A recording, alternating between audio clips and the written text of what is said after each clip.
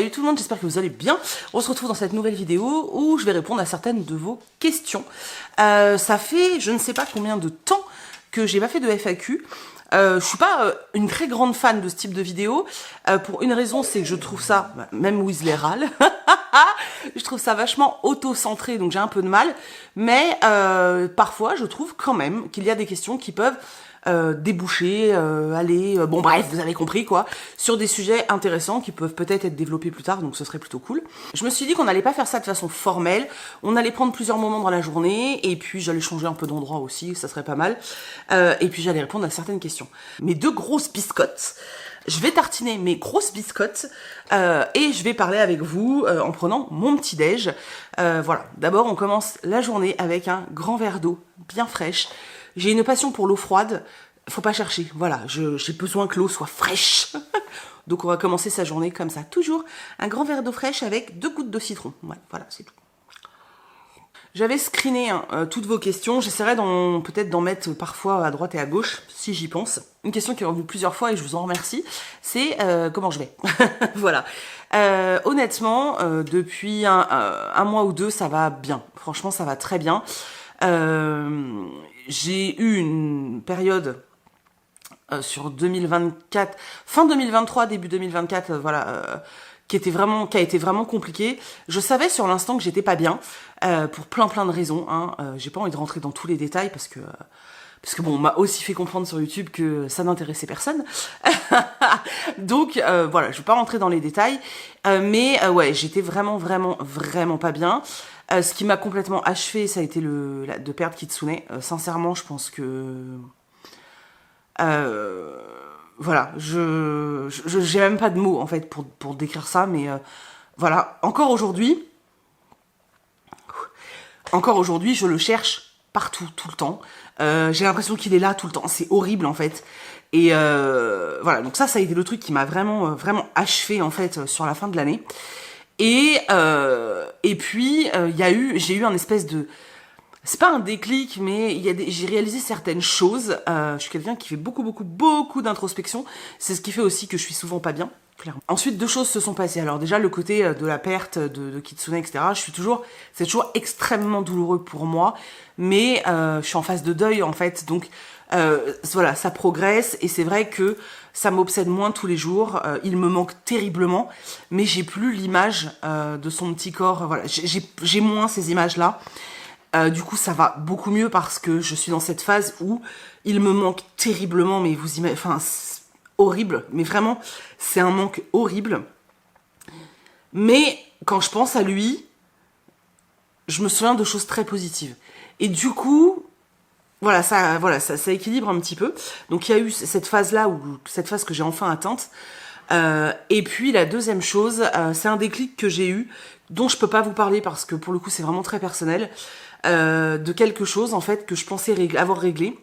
Et je me suis rendu compte que en fait non, pas du tout. Et que c'était la source première en fait de la douleur que je ressens au quotidien depuis si longtemps.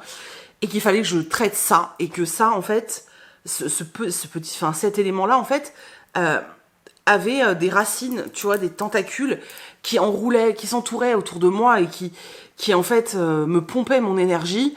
Et du coup, comme déjà toute mon énergie était dépensée dans cette lutte-là, j'avais plus de force pour tout le reste, et du coup, je prenais tout le reste avec une force et une puissance décuplée, en fait, c'était vraiment dur.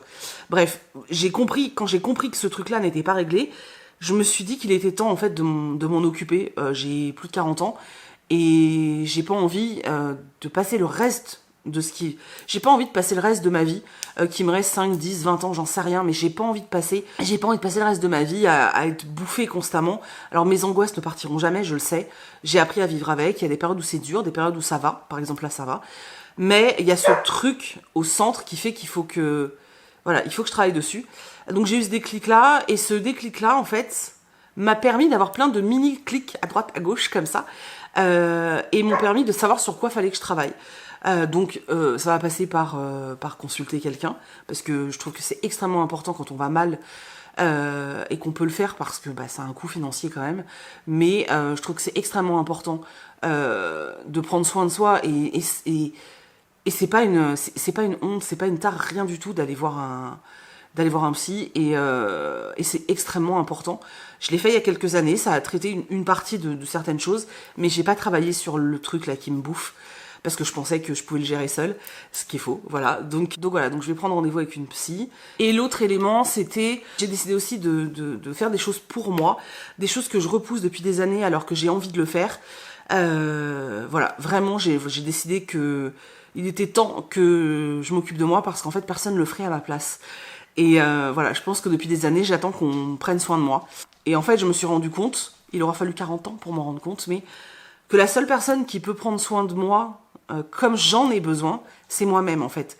C'est-à-dire qu'il y a des personnes peut-être extérieures qui vont faire des petites choses, qui vont me faire du bien, qui vont m'épauler, qui vont m'aider, soit, mais ces personnes-là déjà sont pas dans ma tête, donc peuvent pas savoir réellement ce dont j'ai besoin. Et puis, on n'est jamais mieux servi que par soi-même, voilà, ce bon vieil adage. Donc, j'ai commencé à mettre des choses en place, notamment le sport. J'ai pris un coach et toutes les semaines, je fais du sport. En fait, ça fait vachement bien, déjà parce que je bouge mon corps et ça, c'est super. Et puis l'autre élément, c'est que je suis quelqu'un qui manque énormément de confiance en elle. Et, et là, ça m'aide à prendre confiance en moi et ça va m'aider, je pense, à travailler l'estime de moi-même. Voilà. En fait, depuis 5 ans, depuis que je fais de la couture et depuis que je suis plus sur les réseaux, mais surtout depuis le shop, je suis devenue extrêmement sédentaire. Avant, je travaillais dans l'administration dans une mairie et j'étais également animatrice. Donc en fait, je bougeais beaucoup. Déjà, je bougeais entre les bâtiments. Ensuite, au centre de loisirs, forcément, je bougeais énormément avec les enfants. J'ai toujours été active. Je me levais, je m'asseyais, j'étais debout souvent, je marchais, etc. En tout cas, pour mon gabarit, j'étais très active. D'ailleurs, les médecins m'ont toujours dit que j'étais très dynamique et très active. Par rapport à mon poids, j'entends. Hein. Il y a 5 ans, quand j'ai fait mon burn-out et que du coup j'ai arrêté le boulot que je faisais et que finalement je me suis retrouvée à faire de la couture. Et à ce moment-là, je me suis pas tout de suite rendu compte que je passais quasiment mes journées tout le temps assise parce que soit j'étais en train de lire, soit j'étais en train de coudre, soit j'étais sur l'ordi. Alors parfois j'étais debout quand même, hein, je promenais les animaux, enfin je promenais le chien, etc. Mais j'étais pas aussi active qu'avant. Au départ, ça n'a pas eu d'impact sur ma santé et je me rends compte qu'au fur et à mesure, ça a vachement d'impact sur mon dos, notamment. Moi qui n'ai jamais eu mal au dos, depuis 1 an, j'ai des douleurs chroniques et ça, j'en ai marre. Et je sais que c'est lié au fait que j'ai moins de muscles, au fait que je bouge pas. Voilà, tout ça, c'est lié à la sédentarité et je le sais. Il faut aussi se dire que obésité plus sédentarité, c'est un très très mauvais duo. Et oui, je suis obèse, j'arrive pas à le régler. C'est quelque chose qui est compliqué. Voilà, si je pouvais juste faire un régime, ça serait magnifique, mais ça ne marche pas comme ça. Et en fait, je me suis dit, meuf, tu peux pas tout accumuler, tu vois. Si tu veux vivre jusqu'à un certain âge, il faut quand même que tu fasses des choses qui vont te faire du bien. Donc il y a cet aspect-là de santé où j'ai vraiment eu envie de rebouger mon corps. L'estime de soi aussi. Donc il y a eu l'aspect santé vraiment purement physique. Je le fais absolument pas pour perdre du poids. Hein. Je veux pas du tout qu'on confonde. Je fais pas de sport en mode je vais maigrir. C'est pas du tout la démarche. La démarche, c'est je veux me sentir mieux dans ma tête, mieux dans mon corps. Donc ne plus avoir de douleur et être de nouveau dynamique. Et prendre du temps pour moi en fait. Et c'est vraiment un moment, je peux pas vous expliquer, c'est 2 heures dans ma semaine où je fais mon sport. Après le sport, je m'étire, je prends une douche bien chaude, je prends soin de moi. Vraiment, c'est 2 heures de ma semaine qui ne sont consacrées qu'à moi et 2 heures où je ne pense pas aux réseaux sociaux, je pense pas au travail, je pense à rien en fait. Et après, en général, l'après-midi, je m'endors, je me tape une sieste de 20 minutes parce que c'est beaucoup pour ce gros corps, tu vois. Mais ça me fait beaucoup de bien et j'espère que je vais réussir à garder cette discipline et de continuer dans le temps parce que ça me fait du bien. Bon, après, il faudra aussi que financièrement, je puisse continuer à le faire. En tout cas, voilà, c'est quelque chose qui a contribué à ce que je me sens très bien. Et puis la dernière question un peu random, c'était est-ce que j'ai des projets voyages? Est-ce que j'ai un voyage de rêve? J'ai plein de voyages de rêve. J'ai une liste des endroits que je rêve de visiter avant de die.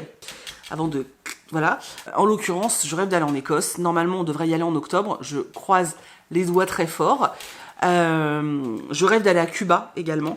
Alors ça, je sais pas si ça va être faisable, mais oui, j'ai toujours rêvé d'aller à Cuba depuis que je suis ado, mais c'est pas voilà. Après, vraiment les gros voyages que j'aimerais faire, Je rêve d'aller en Nouvelle-Zélande depuis toujours. Depuis toujours, j'ai envie d'aller en Nouvelle-Zélande. L'Australie m'attire pas du tout. Par contre, la Nouvelle-Zélande, mais de fou malade. Donc j'aimerais aller en Nouvelle-Zélande, mais ça, c'est vraiment pas près de se réaliser. Voilà, j'aimerais aller au Japon et j'aimerais aller au Canada. Voilà, ça, c'est les premiers qui me viennent en tête. Mais si tu m'écoutes, je voyage tout le temps. Voilà, sauf que j'ai pas le fric, que comme je suis obèse en avion, c'est chiant. Et que j'ai des animaux que j'aime pas laisser. Voilà, donc voilà. On peut pas toujours faire tout ce qu'on veut, hein. Bon bah voilà, du coup je vais aller manger mes biscottes, on se retrouve plus tard pour parler un peu plus de lecture, de YouTube et tout ça, voilà. Bon, vous avez encore beaucoup de questions pour moi, je le sais, donc il est temps de reprendre. Je me suis mis dans la bibliothèque, je me suis dit que c'était le meilleur endroit pour qu'on puisse discuter de tout ce qui va être lecture et rapport avec YouTube, etc. Puisque bah c'est le cadre idéal. Alors, on me demande si ma passion pour la lecture est toujours intacte. Oui. Alors ça va par phase, hein, bien sûr, je suis pas à fond comme ça tout le temps, ça va par phase, mais en fait j'ai toujours fonctionné par phase, j'ai toujours eu des périodes où j'allais lire, mais alors engloutir les romans, et des périodes où j'allais toujours avoir un livre en cours, mais où j'allais prendre plus mon temps. Ça c'est vrai depuis que j'ai 15 ans en fait. Ensuite sont arrivés les réseaux sociaux, et quand j'étais dans des phases où je lisais un petit peu moins, je sais pas que je culpabilisais, mais j'étais quand même pas loin de culpabiliser, parce que je me disais oh là là, c'est pas bien, pourquoi je lis pas, est-ce que c'est une panne, voilà, parce que alors moi j'avais jamais une notion de cette histoire de panne de lecture avant d'être sur les réseaux, et puis en fait je me suis juste rendu compte que non, c'était la vie, et que dans la vie tu peux pas toujours faire tout, et que voilà, moi je suis très cyclique, et ça se voit aussi dans mes activités autres, hein. Il y a des périodes où je vais faire du puzzle mais constamment, et d'autres périodes où je vais faire des Lego tout le temps, d'autres périodes où je vais colorier tout le temps, voilà, je suis très cyclique, et voilà, je sais que je fonctionne comme ça, et ça me dérange pas en fait, voilà, mais oui, la passion est toujours là, vraiment, et je suis pas sûre qu'elle partira un jour, parce que j'ai un peu parfois l'impression que lire c'est un peu comme respirer, tu vois, pour moi en tout cas, et que j'ai vraiment besoin, en fait, j'ai vraiment besoin d'avoir mes lectures en fait à côté de moi. Et peut-être qu'à un moment de ma vie, je lirai beaucoup moins. Il y a peut-être un moment dans ma vie où je serai à un livre par mois. J'ai un peu de mal à y croire, mais peut-être. Et que ça m'ira très bien. Mais la lecture ne me quittera pas, ça je le sais. Elle a toujours fait partie de ma vie, et je pense que j'aurais vraiment l'impression de perdre un morceau de moi-même. Voilà, donc pour répondre à ta question de façon plus concise, oui, ma passion de la lecture est toujours là. Alors, on me demande quelles sont les collaborations que j'ai préférées, celles que j'ai moins aimées, etc. Honnêtement, j'en sais rien. J'ai pas encore assez de recul. Il y a des collabs que j'ai adorés parce que ça a été fait avec des personnes que j'aime beaucoup. Je pense notamment aux vidéos que j'ai pu faire avec Sophie Jomain. Je pense à une vidéo particulière pour moi, qui pourtant n'est pas une collaboration, j'ai pas du tout été payée pour la faire, c'est le Pikiti Papote que j'ai fait avec Sir Cédric, et celui que j'ai fait également avec Baptiste Beaulieu. Ça a été un moment assez incroyable dans ma vie de lectrice et dans ma vie de fangirl, parce qu'il faut quand même vous dire que pour cette vidéo-là, j'en ai juste parlé une fois à Baptiste Beaulieu, il m'a dit putain chaud on y va, et il m'a reçu chez lui. C'est-à-dire que j'ai passé la journée chez Baptiste, il nous a fait à manger, j'étais avec Chris, il nous a fait un petit repas, on s'est posé chez lui, il a invité Sir Cédric parce qu'ils sont amis, et puis on a passé la journée ensemble en fait, c'était juste complètement barjo, j'ai passé la journée chez Baptiste Beaulieu, c'était juste incroyable. Je peux vous dire qu'avant d'arriver chez lui, j'étais comme ça. Tu vois, j'étais vraiment pas bien, et maintenant c'est un des plus beaux souvenirs que j'ai, et que j'ai réalisé grâce à YouTube en fait, et vraiment c'était incroyable, franchement c'était incroyable. Les vidéos sont encore sur ma chaîne si vous voulez les voir, ce sont les Pikiti Papote. D'ailleurs si vous saviez ce que j'aimerais reprendre les Pikiti Papote, vraiment j'aimerais, mais de fou quoi. Le problème c'est que c'est pas toujours facile de s'organiser, il faut trouver des lieux, etc. Et c'est pas comme si j'avais une équipe de tournage, ou comme si j'avais l'argent pour à chaque fois louer des lieux, etc. L'activité d'influence littéraire pour l'instant, pour moi, ne me permet pas encore de tout organiser correctement, mais je vais essayer de voir, parce que j'ai quand même quelques autrices qui sont pas très loin. L'idée ce serait d'essayer de pouvoir tourner avec elles. Je vais essayer de voir, honnêtement je vais essayer de voir si c'est faisable ou pas du tout, voilà. Mais voilà, je vous dis, il y a pas, au niveau des collabs, j'en sais rien. Après, en général, ce qui va moi me marquer vraiment de fou furieux, ça va être les rencontres, et du coup échanger avec des auteurs ou des autrices que j'adore, c'est juste incroyable. Donc voilà, pour moi c'est ça que j'ai préféré. Quelles sont les maisons d'édition que je soutiens? J'aime beaucoup l'idée de soutenir les maisons d'édition un peu plus confidentielles, comme je dis. Je pense notamment au Muscadier, je pense aux éditions Hurlevent, dont j'adore le projet. Je pense également aux éditions du Gros Caillou qui sont là depuis peu de temps, mais qui à mon avis sont méga prometteurs. Voilà, il y a plein de maisons d'édition que j'adore les éditions Charleston, je vous jure. Quand j'entends des gens me dire ouais mais c'est des lectures de grand-mère, mais je vous jure les gars, mais lisez leurs bouquins, vous allez voir que c'est pas le cas du tout. En plus ils sont en train d'étoffer leur catalogue. Enfin je veux dire, ils ont Jenny Colgan, ils ont Amy Harmon, là ils viennent d'annoncer qu'ils avaient Deborah Harknett, ils ont Christiane Higgins. Enfin je veux dire, ils sont en train d'étoffer leur catalogue. Ils ont des livres qui parlent, enfin ils ont des livres historiques, enfin franchement. Voilà, moi j'adore les éditions Charleston, vraiment voilà, j'aime trop. Et à côté de ça, étant donné que je suis une lectrice éclectique, j'aime beaucoup de maisons d'édition, forcément. Donc il y en a pas que je soutiens plus que d'autres, il y en a sur lesquelles je vais appuyer un peu plus parce que je me dis qu'elles ont plus besoin d'aide et de soutien que des gros groupes quoi. Mon parcours pour devenir influenceuse littéraire. Alors, mon parcours. Alors, en fait, il faut savoir que j'ai une chaîne YouTube depuis extrêmement longtemps. Avant celle-ci, j'en avais une autre. Sur l'autre chaîne, je parlais principalement de beauté, de lifestyle. Et pendant une très longue période, j'ai parlé de Weight Watcher, puisque il y a une époque, il y a très longtemps, il y a 10 ans je crois à peu près, je faisais des vidéos où toutes les semaines, je faisais un petit débrief sur ma semaine Weight Watcher. Voilà, je parlais de prise de perte de poids, etc. Chose que je n'ai plus du tout envie de faire. Mais ça, c'était il y a 10 ans.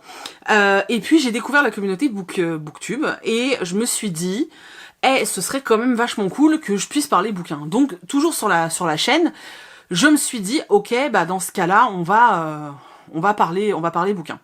J'ai commencé à parler un peu de livres, etc. Je me souviens que j'ai une femme... avec qui j'ai échangé virtuellement, une autrice qui était éditée dans la maison d'édition Héloïse d'Ormesson d'ailleurs, qui m'avait envoyé son bouquin et on avait un petit peu échangé et elle m'avait dit qu'elle avait regardé un petit peu ma chaîne et que pour elle, elle trouvait que j'étais vraiment faite pour parler de livres et que si je voulais m'accrocher à parler du reste, je pouvais. Que j'étais libre de le faire bien sûr, mais que pour elle j'avais vraiment un truc pour parler bouquin. Sincèrement, pendant longtemps j'y ai pas pensé plus que ça. Moi j'étais dans ma petite vie, je pensais à rien d'autre, je parlais un peu de livres quand j'en avais envie, parce que j'ai vu que d'autres le faisaient, et puis moi je lisais depuis longtemps, donc bah voilà, et puis enfin voilà, donc ça s'est un peu fait comme ça, et un jour j'ai commencé à me rendre compte que les livres prenaient de plus en plus de place sur ma chaîne, et comme la chaîne n'était pas faite pour ça, j'ai pas mal de gens qui râlaient, etc. Et j'avais déjà, je sais pas, 3-4 000 abonnés, je crois, sur l'autre chaîne, et je me suis dit, ok, tu sais quoi, on va repartir à zéro. Donc j'ai créé une deuxième chaîne, celle-ci, Piketty Bookin, et j'ai décidé de la dédier à la lecture, et de garder mon autre chaîne pour les vlogs, le voyage, le blabla et tout. Très vite, alors je l'ai gardé quelques années quand même, hein, la chaîne secondaire, enfin l'autre chaîne. Très vite, Piketty Bookin a augmenté alors que l'autre ne bougeait plus des masses. Et surtout, j'arrivais plus en fait à m'occuper des deux chaînes. Et je savais plus, enfin, et c'est vrai que les vlogs sur ma vie, etc., j'avais plus vraiment envie d'en faire. Enfin voilà. Donc j'ai fermé la deuxième chaîne. Enfin, je crois qu'elle existe toujours, mais j'ai mis toutes les vidéos en privé, donc on les voit plus. Et je me suis concentrée sur cette chaîne-là. En me disant, tu sais, en fait, je voyais des créatrices de contenu beauté particulièrement à cette époque qui cartonnaient, etc. Et moi, je me disais, waouh, ça fait rêver. Elles font des voyages de ouf, elles font des rencontres de tarés, elles ont des opportunités incroyables, elles sont payées pour faire ce qu'elles aiment, c'était fou, tu vois. Bon, moi, j'avais déjà un âge un peu plus avancé que la moyenne de ceux qui étaient sur YouTube, et je me disais vraiment que c'était complètement dingue. Et mais en me disant aussi que dans l'univers du livre, ça pouvait pas fonctionner parce que voilà, les maisons d'édition ont commencé à envoyer des SP, mais c'était pas non plus, ça existait pas comme ça existe aujourd'hui en fait. Et il y avait pas de club de lecture, il y avait pas tous ces trucs là. On nous envoyait pas, enfin je recevais pas autant de SP, enfin ça existait pas ces trucs là quoi. T'en recevais un ou deux, mais c'est tout, tu vois. Et je me disais, non mais attends, je me disais qu'en fait les maisons d'édition étaient déjà tellement réticentes à envoyer un livre, il n'était pas question qu'un jour elles nous payent. Et moi j'ai continué à faire ce que j'aimais faire. je postais quand même assez régulièrement, parce que j'ai toujours aimé les routines, donc je postais assez régulièrement. Et en fait, la sauce a prise. Hein. Alors j'ai fait des vidéos où j'étais avec quelqu'un d'autre, donc forcément la communauté d'autres personnes m'a découverte. Ça je l'ai fait un petit peu au début avec des swaps, etc. Il y avait beaucoup de ce genre d'échanges au tout départ. Et puis je suis arrivée à 5000 abonnés sur cette chaîne. Et ça a continué à monter tout doucement en fait, mais j'ai vu un vrai changement quand je suis arrivée à 5000 abonnés, parce que quand j'allais à Montreuil on me reconnaissait par exemple, et puis c'est là où on commençait à arriver vraiment les services presse, mais toujours pas de rémunération. Certains arrivaient à se faire rémunérer, mais pour moi c'était pas, j'étais invisible en fait si vous voulez, j'étais invisible en fait pour les maisons d'édition, et je pense qu'elles y voyaient pas tellement d'intérêt. Donc voilà, je suis restée invisible un bon bout de temps. Et un jour, je vivais à Beauvais et la maison d'édition Jungle m'a contactée en fait pour me proposer une collab. Et là, j'étais en mode panique parce que j'étais pas auto-entrepreneur, je ne connaissais pas les tarifs. Je parlais avec quasiment personne qui travaillait dans ce milieu-là, donc je ne savais pas comment élaborer mes propres tarifs. Ça a été très compliqué pour moi, mais j'ai décidé de sauter le pas, donc j'ai dit oui. Et j'ai créé mon auto-entreprise et j'ai fait une vidéo sponsorisée à ce moment-là. Ensuite, pendant presque 2 ans, il s'est rien passé. Voilà, c'était une opportunité que j'ai saisie, et puis après il s'est plus rien passé, jusqu'à ce que les éditions, enfin le groupe Bambou, donc voilà, me contacte pour me proposer une collab. Ça faisait déjà longtemps que je recevais leur BD, que je défendais leur titre parce que j'ai toujours aimé ce qu'ils faisaient, et on m'a proposé une collab. Et du coup, je crois que pendant 1 an, les seule collab que j'avais c'était avec Bambou, alors j'ai dû en faire 2 dans l'année. Par contre moi clairement j'ai jamais eu plein de mails dans ma boîte mail, plein de propositions et tout, c'est pas vrai. Et en fait je crois que ça a commencé à se décoincer un peu il y a peut-être 3 ans, où j'ai fait 5 collabs dans l'année, tu vois, mais j'en vivais pas, enfin je faisais 5 collabs dans l'année, je veux dire, et puis je savais pas comment établir un tarif, donc je savais pas comment me défendre aussi, je savais pas comment me défendre dans le sens où comment défendre mon tarif. C'était très compliqué pour moi, et puis comme j'ai pas forcément confiance en moi, je ne me rendais peut-être pas compte non plus de la valeur que pouvait avoir mon travail. Enfin bref, il y avait tout ce cheminement-là. Et j'ai commencé à faire beaucoup de recherches, à échanger, alors notamment avec 2 filles qui sont plus là maintenant, mais avec 2 filles qui travaillaient un petit peu dans ce milieu-là, qui m'ont expliqué un petit peu comment établir mes tarifs, etc. Et qui m'ont expliqué qu'à partir du moment où on venait me chercher, c'est que j'avais une valeur en fait. Et que de toute façon, tout contenu créé avait une valeur parce qu'il touchait un public, et que c'est le but, hein, voilà. Voilà, donc j'ai pris un peu confiance en moi, mais j'étais toujours pas dans cette démarche de je vais en vivre. Moi j'avais le shop à côté qui me prenait beaucoup de temps, hein, il m'a toujours pris beaucoup de temps. Et puis voilà, et puis de toute façon, je vous dis, je sais pas, j'ai l'impression parfois que les maisons d'édition, elles ont quand même leur chouchou, hein, et moi je rentrais pas du tout dans les cases, je suis jamais rentrée dans les cases, moi les cases je les explose, je rentre pas dedans, et je pense que beaucoup n'étaient pas prêts à travailler avec moi, et puis beaucoup ne me connaissaient pas en fait aussi. C'est extrêmement compliqué, je vous dis, moi je vois beaucoup de personnes qui se disent allez c'est bon je me lance. Je vous jure que c'est vraiment plus compliqué que ce qu'on croit. On est extrêmement seul, en plus, sachez-le quand même. On est extrêmement seul. Obtenir des infos pour tout ce qui peut être administratif, c'est extrêmement compliqué. Défendre ses tarifs, c'est extrêmement compliqué. Trouver des collaborations, c'est extrêmement compliqué. Même si vous envoyez de plus en plus, on est aussi de plus en plus nombreux. Donc c'est compliqué. Faire sa place, faire son trou, c'est difficile. Ne pas se tromper, c'est difficile. Par exemple, moi je sais que à chaque fois qu'on va me proposer quelque chose, je vais faire des recherches pour voir si c'est quelque chose dont j'ai envie de vous parler, et si je peux vous en parler, si c'est pas creepy, s'il n'y a pas de problème pour vous et tout. Je vais faire des recherches. Donc je fais des recherches, mais parfois même avec la meilleure volonté du monde et toutes les recherches qu'on peut faire, parfois on peut se gourer en fait, et on n'est jamais à l'abri. C'est quelque chose qui me fait très peur moi, de vous présenter quelque chose et de me rendre compte après qu'en fait c'était pas un bon plan du tout, mais c'est un risque de temps en temps qu'il faut prendre, voilà. Et puis voilà, sincèrement j'adore ce que je fais, je vous jure j'aime trop ce que je fais, je trouve ça génial, j'adore créer du contenu, j'adore échanger avec vous, j'adore voilà, vraiment j'adore ça, c'est un truc de taré, mais je suis pas encore au up, tu vois, du truc, parce que j'arrive pas à en vivre pleinement. C'est-à-dire que si j'avais pas le shop à côté, moi je pourrais pas, ça me permettrait pas de me dégager un salaire correct tous les mois.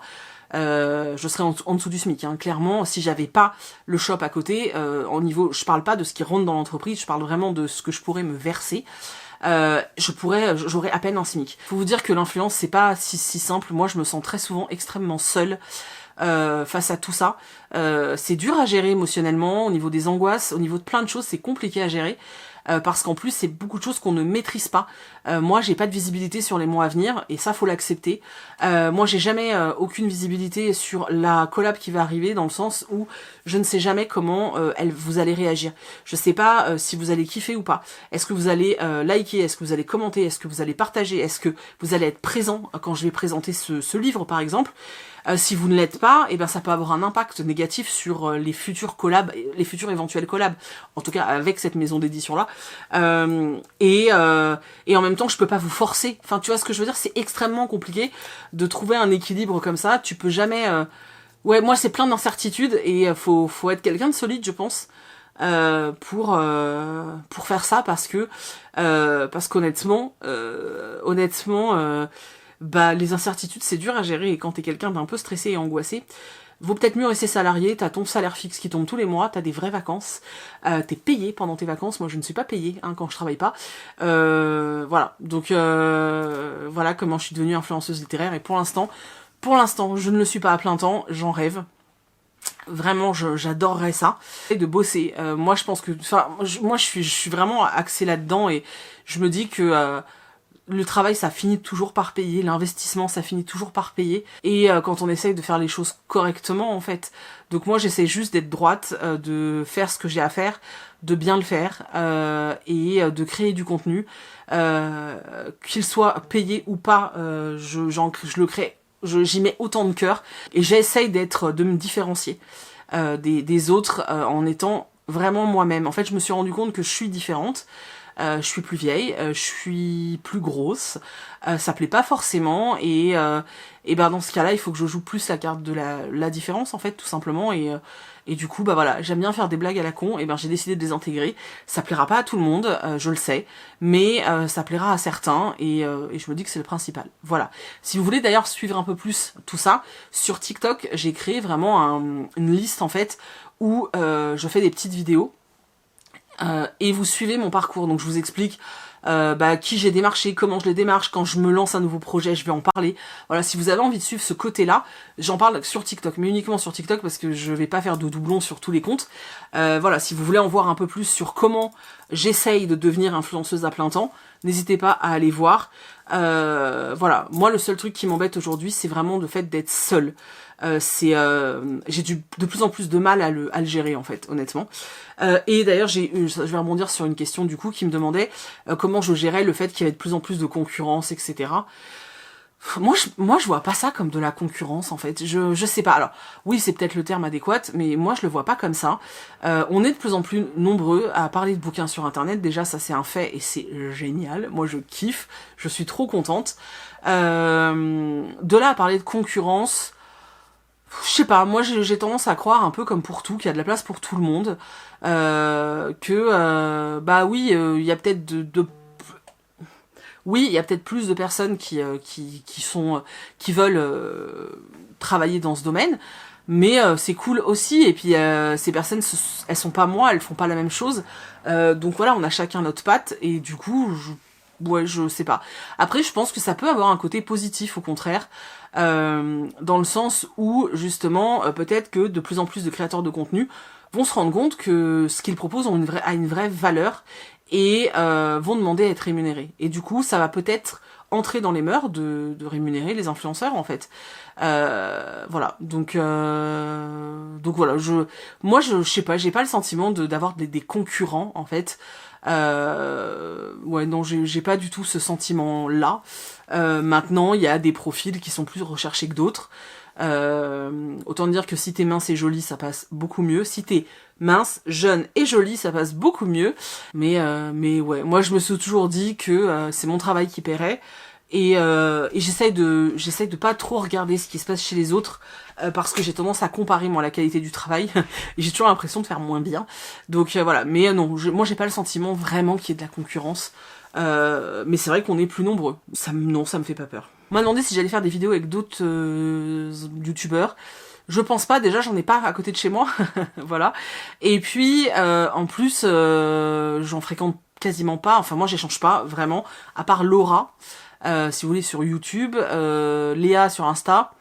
Je suis pas, enfin voilà, moi je discute pas avec beaucoup de monde. Je discute un petit peu régulièrement, enfin je discute un peu de temps en temps avec les anciennes lectrices Charleston, mais c'est vrai que sinon, moi je suis vachement dans mon coin en fait. Hein.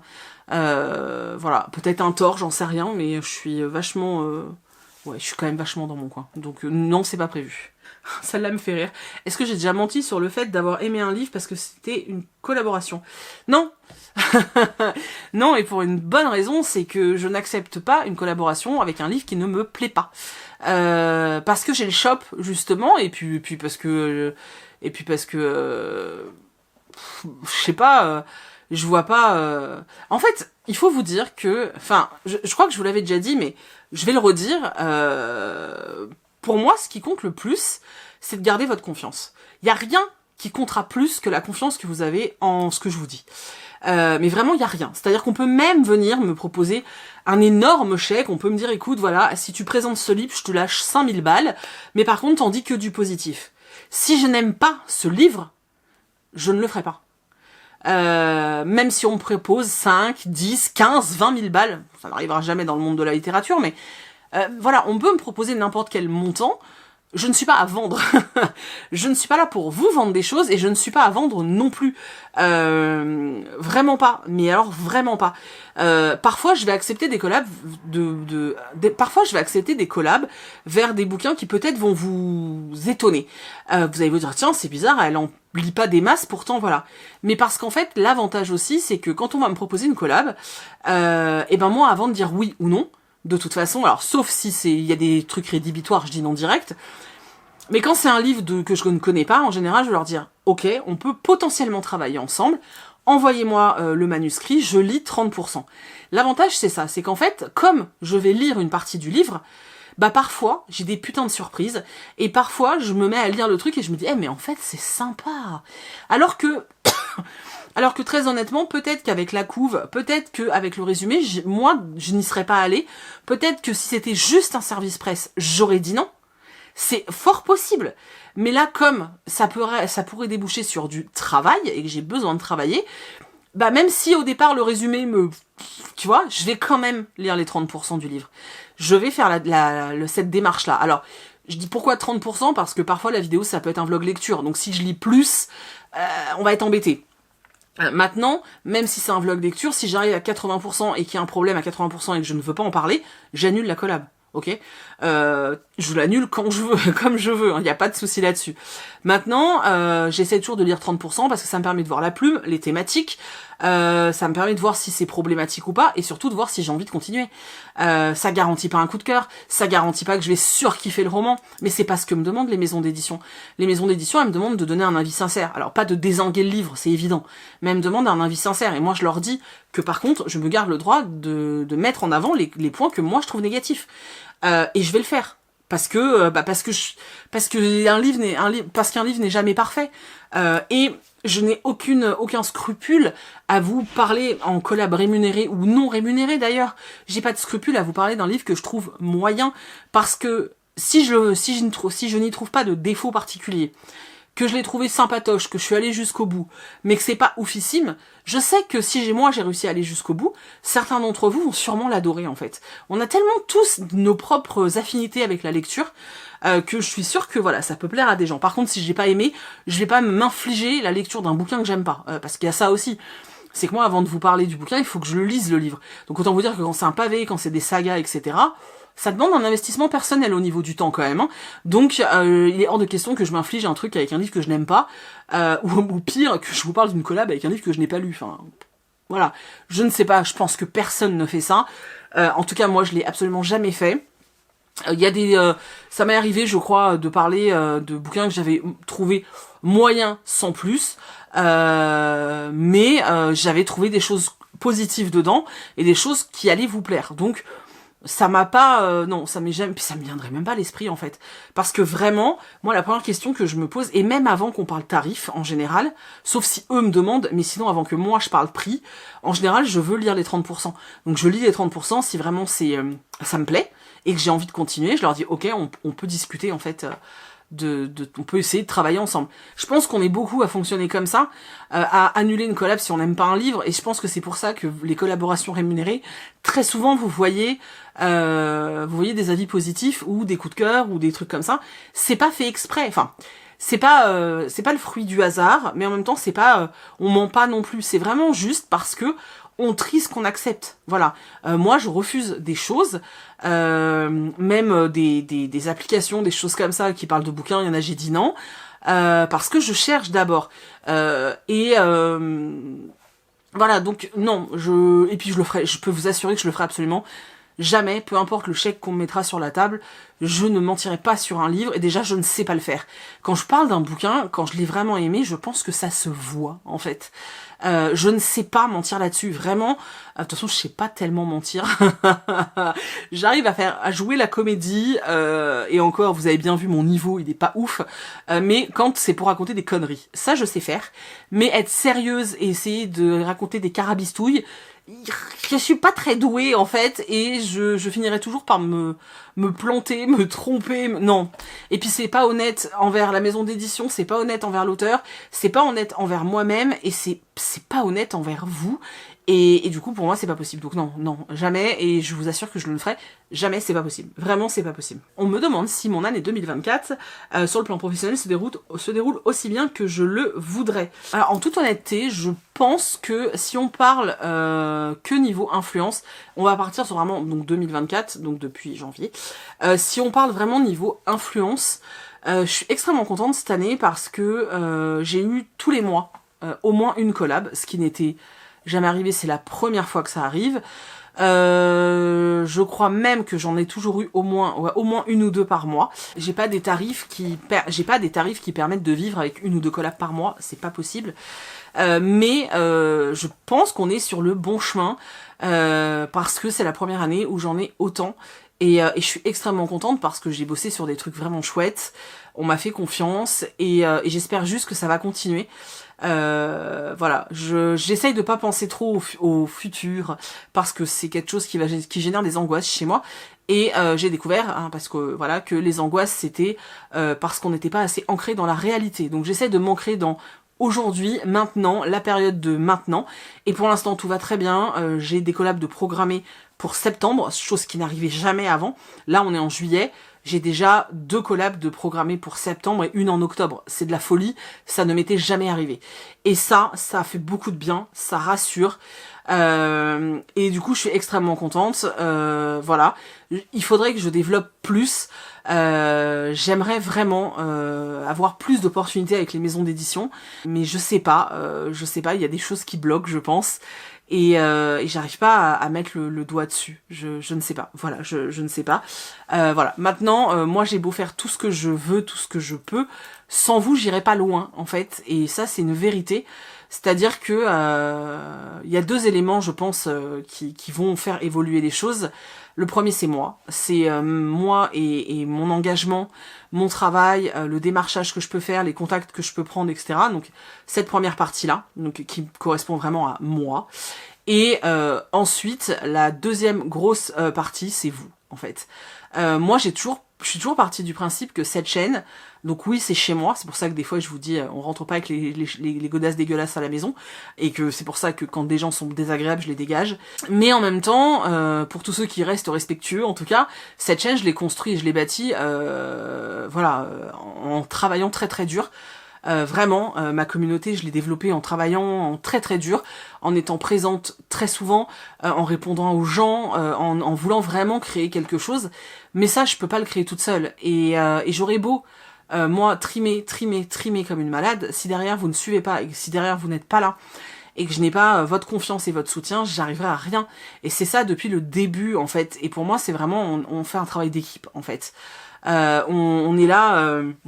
Voilà, vous avez envie, en fait, je le vois vraiment comme ça. Moi, je veux continuer à m'éclater et à créer du contenu, à vous présenter des lectures, à vous présenter des livres, des concepts, des magasins, à vous présenter plein de trucs de ouf. J'ai vraiment envie de ça.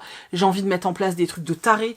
Si je peux vous aider à rencontrer des auteurs que vous rêvez de rencontrer, j'ai envie de créer des trucs de fou. J'ai vraiment envie d'avoir les moyens de faire plein de choses. Vraiment, c'est un truc, j'ai beaucoup trop envie. J'aimerais créer des ateliers. J'aimerais faire tellement de trucs dans ma tête, ça bouillonne, vous imaginez même pas. J'ai envie de créer des choses et j'ai envie de vous faire kiffer et vraiment j'ai tellement envie, vous imaginez pas. Sauf que pour que je puisse faire tout ça, il faut que vous derrière vous soyez réceptifs en fait. Tu vois par exemple les Pikiti Papotes, et ben si ça s'est arrêté, c'est parce que les derniers vous les avez pas regardés. Alors je peux comprendre, peut-être que certains auteurs vous intéressaient pas, je peux comprendre, mais ça n'empêche que bah si derrière ça suit pas, moi je peux pas, tu vois. Si vous ça suit pas, bah moi ça marche pas. C'est parce que on bosse ensemble en fait. C'est comme si t'imagines qu'il y avait une calèche, voilà, une calèche parce qu'on est royaux. Je suis un cheval, vous êtes un cheval. Si moi j'avance et que vous avez décidé de freiner, on n'avance pas, la calèche elle avance pas. Par contre si vous et moi on avance tous les deux comme ça, putain les gars mais on peut faire le tour du monde quoi. Et vraiment voilà, c'est vraiment un truc. Il faut, de toute façon, si je veux pouvoir continuer à progresser, il faut que mes contenus, moi, il faut que je continue à faire du contenu qualitatif, et il faut que les gens derrière, donc vous, ma super commu de ouf, vous soyez présents.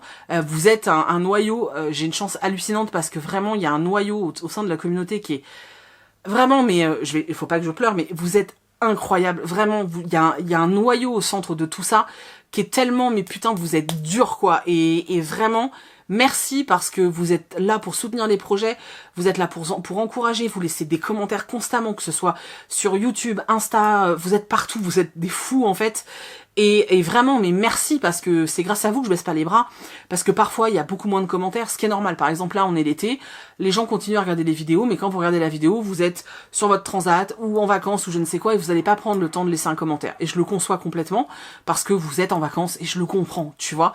Bah il y a ce noyau dur qui, eux en fait, quoi qu'il se passe, ils laisseront un commentaire. Ils vont revenir s'il faut sur la vidéo pour laisser un commentaire. Voilà, et pour ça, je suis énormément reconnaissante, en fait. Mais voilà, pour que 2024 se termine en beauté et que j'explose 2025, je peux pas le faire seul. Je peux pas le faire seul, et vraiment, j'ai aussi compris, et c'est pour ça que 2024 se développe bien plus, c'est que autant YouTube, c'est ma plateforme de cœur, autant pour travailler, j'ai besoin d'Instagram. Vraiment. Tout ce qu'on va me proposer, les 3/4 du temps, c'est sur Instagram. Et si je veux vivre de l'influence, j'ai vraiment besoin d'Instagram. Et c'est pour ça que je vous parle beaucoup d'Insta, et etc. Et qu'il y en a, ça les saoule.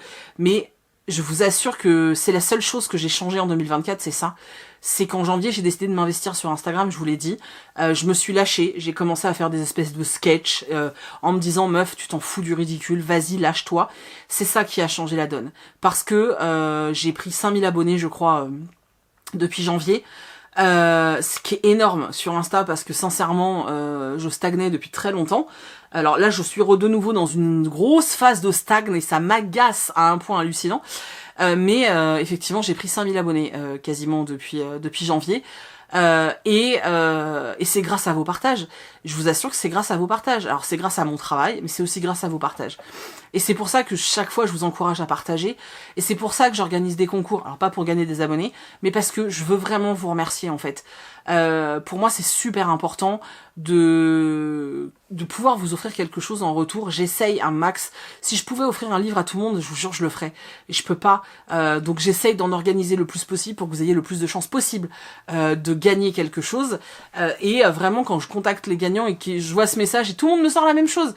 Oh là là, moi qui gagne jamais rien, je suis tellement content. Mais oui, mais si, vous finirez par gagner à un moment donné, c'est statistique. Voilà. Bref. Je me suis égarée, mais vous savez comment je suis, je digresse. Donc oui, l'année 2024 pour l'instant se passe très très bien au niveau professionnel. Alors j'ai loupé des opportunités, ça a été très dur pour moi parce que je sais pourquoi on me les a refusées. Je vous l'ai dit sur Instagram, je vous l'ai dit sur Insta, c'est parce que je suis grosse et vieille. C'est compliqué pour moi de l'accepter. Je travaille dessus, sur le fait qu'il faut que je l'accepte. Mais c'est vrai que c'est difficile de ne pas entrer dans le moule. C'est très compliqué quand ton outil de travail c'est ton image en fait. C'est vraiment compliqué et comme d'hab, je compte sur vous pour montrer aux cons que on n'a pas besoin d'être jeune, on n'a pas besoin d'être mince et on n'a pas besoin d'être une bombasse pour plaire au public. Et ça, vous le prouvez tous les jours en me suivant, en commentant, en soutenant ce que je fais. Et voilà, donc j'espère que vous serez toujours là pour soutenir. Et n'oubliez pas que, voilà, si vraiment au niveau du travail, vous voulez me soutenir, Instagram, c'est le nerf de la guerre. Plus vous allez partager, mais même si vous avez que 2 abonnés sur votre compte, on s'en fout. Si vous partagez, Instagram le compte, et à partir du moment où c'est comptabilisé, il va diffuser le plus possible. Et à partir du moment où ça c'est comptabilisé, Insta va le plus possible diffuser mon contenu. C'est comme ça que j'arrive à sortir du lot et à me faire connaître. Donc voilà, donc oui, on a besoin de vous. On aura beau travailler. Si la commu derrière n'est pas hyper présente, ça fonctionne pas. Si j'ai des collabs qui reviennent, c'est parce que je pense à Ava Aimé par exemple. Alors moi je suis totalement fan, hein. Donc même si j'avais plus de collab, je vous présenterai des bougies parce que je continuerai à en acheter, c'est une certitude. Vraiment, c'est sûr et certain. D'ailleurs j'ai la watermelon, je l'aime. Bon bref. Voilà, donc par exemple Ava Aimé, honnêtement, s'il continue à revenir vers moi, c'est parce que vous commandez via mon lien.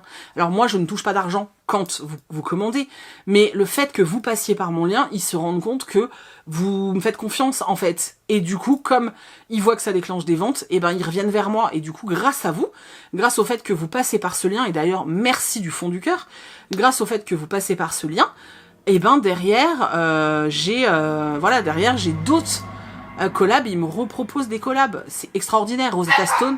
Rosetta Stone, c'est pareil. S'ils reviennent vers moi à chaque fois, c'est parce que ils voient que vous êtes certain à être passé par mon lien pour vous abonner. Oh, d'ailleurs, j'aime tellement cette application, c'est un truc de ouf. Voilà, toutes ces démarches que j'ai là, quand vous passez par mon lien, je vous l'ai dit, c'est pas affilié.